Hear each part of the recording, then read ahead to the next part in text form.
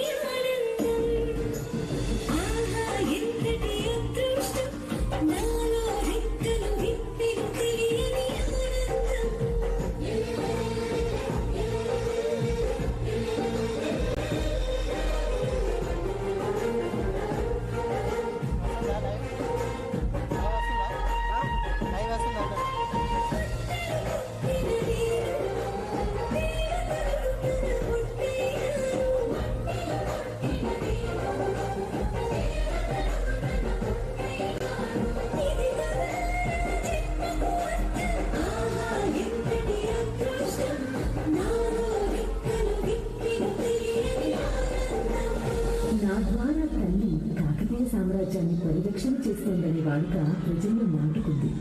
నేనున్న ఉన్నత స్థానం నుంచి ఎన్నో దశాబ్దాల పాటు కాకతీయ వైభవాన్ని చూసే అదృష్టం నాకు దక్కింది. కాకతీయ చరిత్రలో వైభవాన్ని సముద్దీపనం చేసిన వాటిలో సాంస్కృతిక రంగం ఎంతో ముఖ్యమైనది. నా తెలంగాణ సాంస్కృతిక పరిమళాన్ని ఆస్వాదించే అవకాశం నాకు లభించింది. అటువంటి వాటిలో పేరిణి తాండవం ఒకటి. పేరిణి తాండవం ఒక అద్భుతమైన కళారూపం.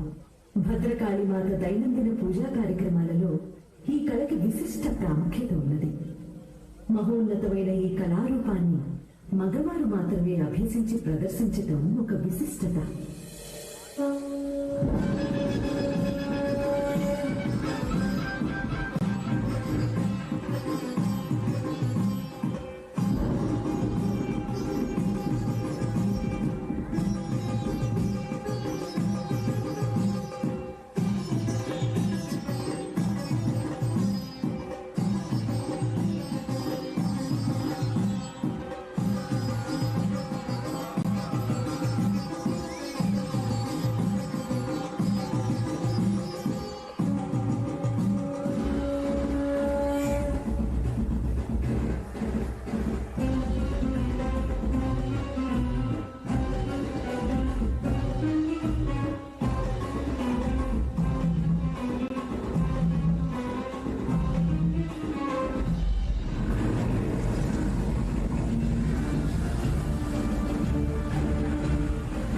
సామ్రాజ్య వైభవ ఖనికలు భారతదేశ నలుమూలలా వ్యాప్తి చెందాయి.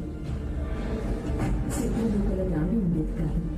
భద్రకాళి మాత శక్తిని నాకు ఆపాదించి నేను ఎక్కడుంటే ఆ ప్రాంతం శక్తివంతంగా ఉంటుందని, సుభిక్షంలో అన్నదాలుతుందని ప్రజలు విశ్వసించడం ప్రారంభించారు. కాకతీయ ప్రభ మరింత ద్విగుణీకృతమైంది. నాకు ఇది గర్వంగా అనిపించిన అంతరాలలో ఇది దేవి మహిమ అనే స్పృహ అస్సలు కోల్పోలేదు.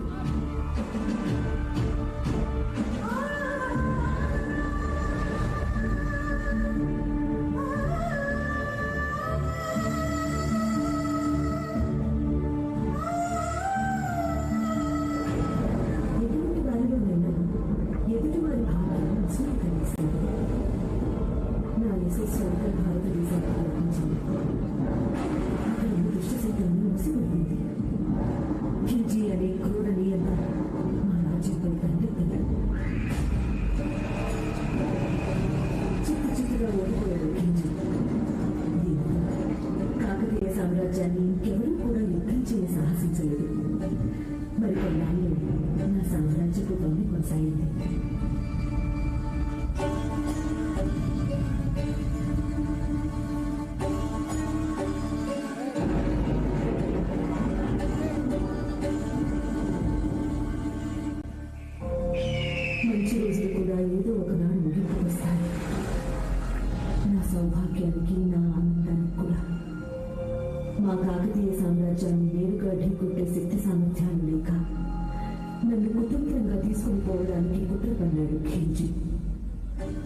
దిగ్బలమే ఒక దుష్ట గూఢచారిని ఇంటి కోసం నియమించారు.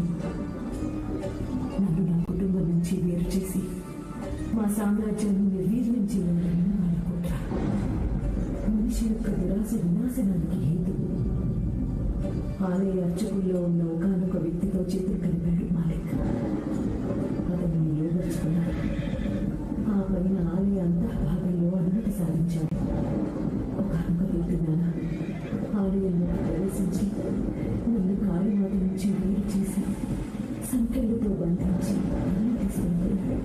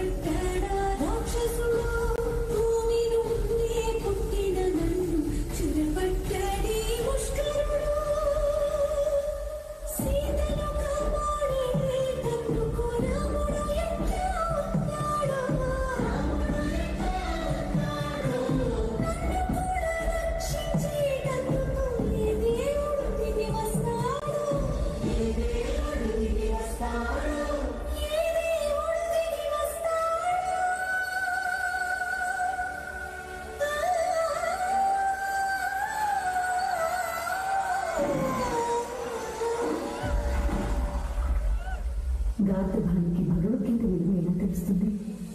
ఆవు మీద వాళ్ళు రక్తం తాగే ఈకకు పాల విలువ ఎలా తెలుస్తుంది?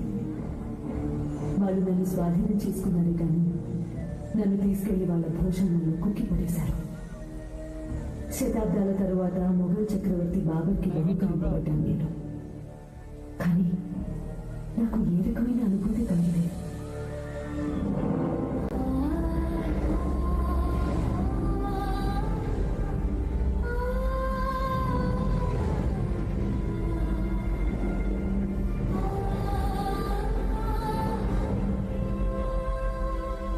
షాజహాన్ చక్రవర్తి తన మయూర సింహాసనం మీద నన్ను తావరం చేయించుకున్నప్పుడు ప్రేమ అనే పదానికి నిర్వచనం చూశాను.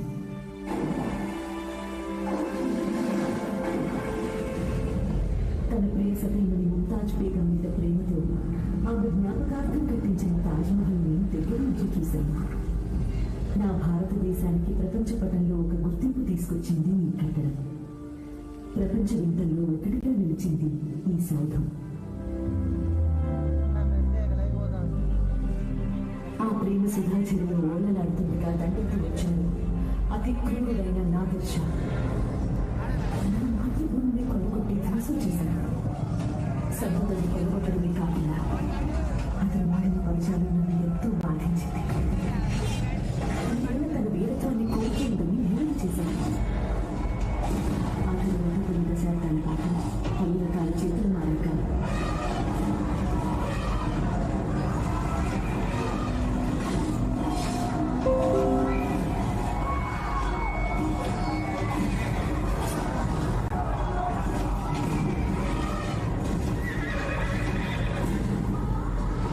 సిక్కు చక్రవర్తి మహాధీశాలి రంజిత్ సింగ్ మహారాజ్ చేతికి దక్కాక నాకు పూర్వ వైభవం కలిగింది.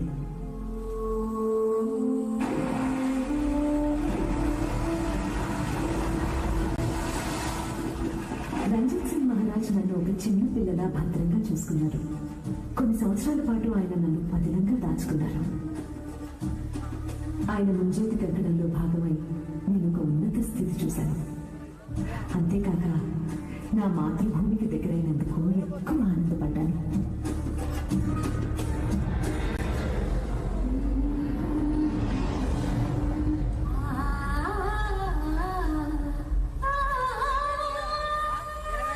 కానీ నా ఆనందం ఎక్కువ కాలం నిలవలేదు. ఆ మహారాజు దివంగతులయ్యాక వారి వారసుల మధ్య కలహాలు నన్ను బ్రిటిష్ రాణి విక్టోరియా గారికి బహుకరింపబడేలా చేశాయి. ఇంగ్లాండ్ రాణి కిరీటంలో మకుటాయమానంగా ఉన్నప్పటికీ నాకు ఆనందం లేదు. నా మనసంతా దిగులతో నిండి ఉంది. నా మాతృదేశం దాస శృంఖలాలతో మగ్గుతుండగా నేను ఎలా సుఖంగా ఉండగలను? నా మాతృదేశం ఎప్పటికీ విముక్తమవుతుంది.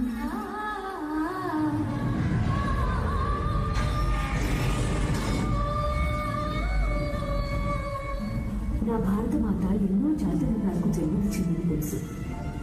కొన్ని శతాబ్దాల తర్వాత మళ్ళీ అటువంటి వర్ణాన్ని చూశాను. రాణి ఝాన్సీ లక్ష్మీబాయి దేశ స్వాతంత్ర సమరంలో మొదటి యోధురాలు. నేను ఝాన్సీ नहीं दूंगी, महादेव.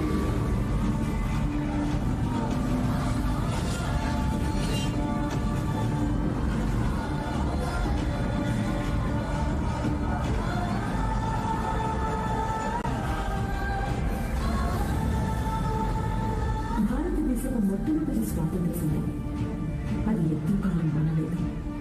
కానీ స్వాతంత్ర్యం అనే భావనను దేశవ్యాప్తంగా వెలిగించింది.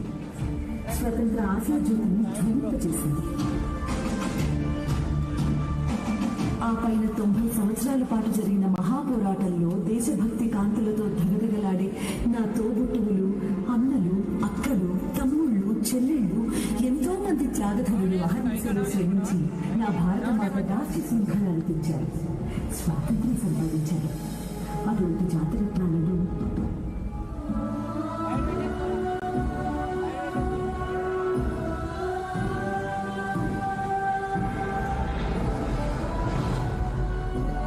Lal ball Paul త్రయం.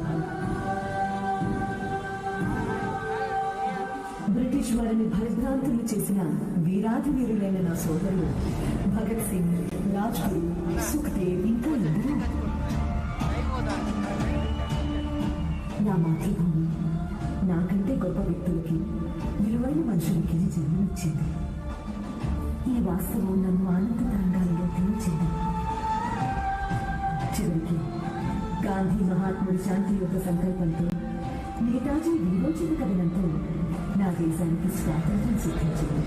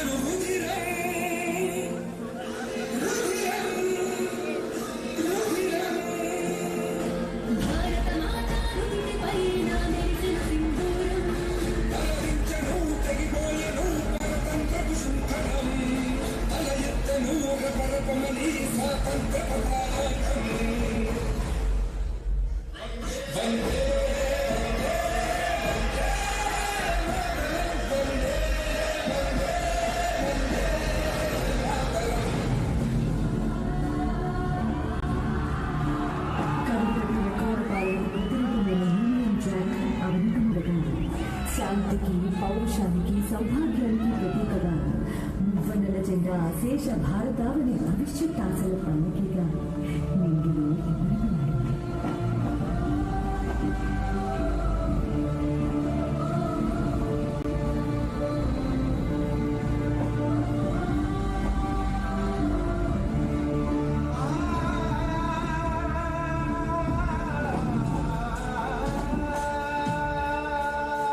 దేశ పునర్నిర్మాణానికి, దేశ సంఘటితకు నాంది మొదలైంది.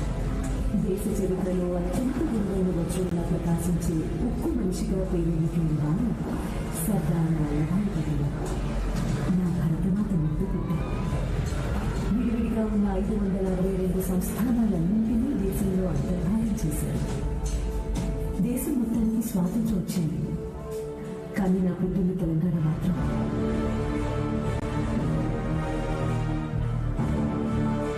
నిజాం దుష్ట పరిపాలనలో నడిపోతుంది. నా సోదరులు విపరీతమైన వివక్షకు గురవుతూ ప్రజాకారుల అరాచకాలతో అనుమతించారు.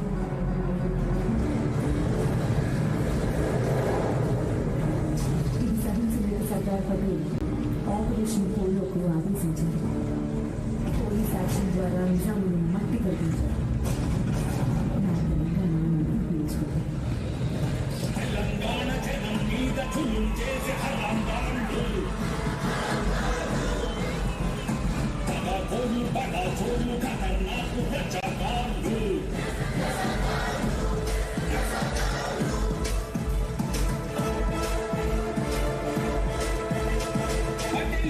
సంకల్పం పెట్టే మంటు పుట్టగానే పట పంచలంగి నిజం అహంకార నిరంకుశ తెలంగాణ విమోచనం చరిత్రలో మహాద్భుతం.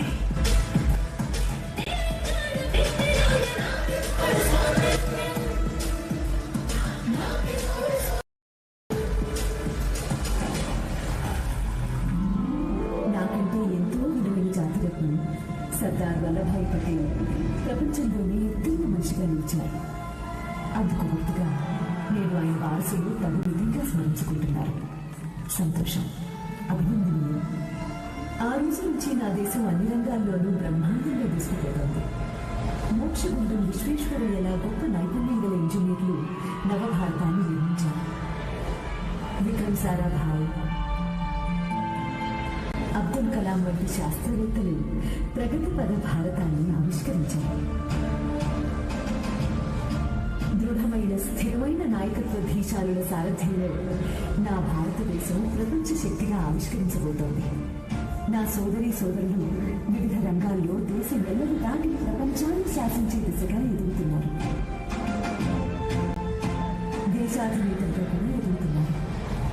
మరో జాతిరత్నంగా ఎదిగిన దార్శనికుడు నేనుండే ప్రాంతానికి ప్రధాని అవ్వగలడని నేను కలలో కూడా ఊహించలేదు.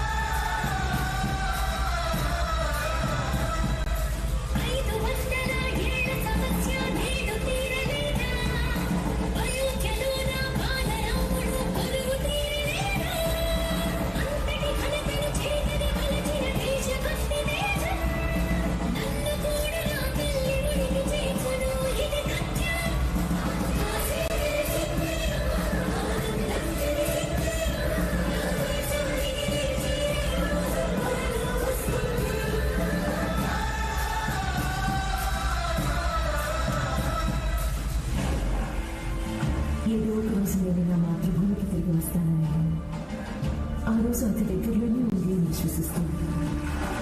ప్రియ సోదరీమణులారా, జై హింద్, జై భారత్.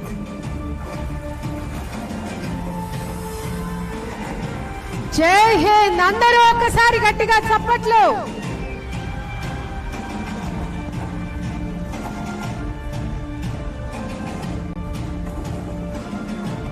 భారత్ మాతా కీ జై.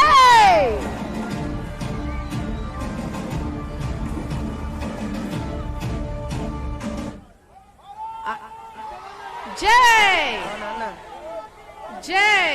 అత్యున్నత సాంకేతిక విలువలతోటి ఎంతో అద్భుతంగా చిత్రీకరించిన ఈ మన కోహినూరు కథ, భారతదేశం కోహినూరు నోట భారతదేశం కథ విన్నంత అద్భుతంగా ఉంది. ఎంతో అద్భుతంగా చేశారు. మరొకసారి గట్టిగా చప్పట్లతోటి అందరూ.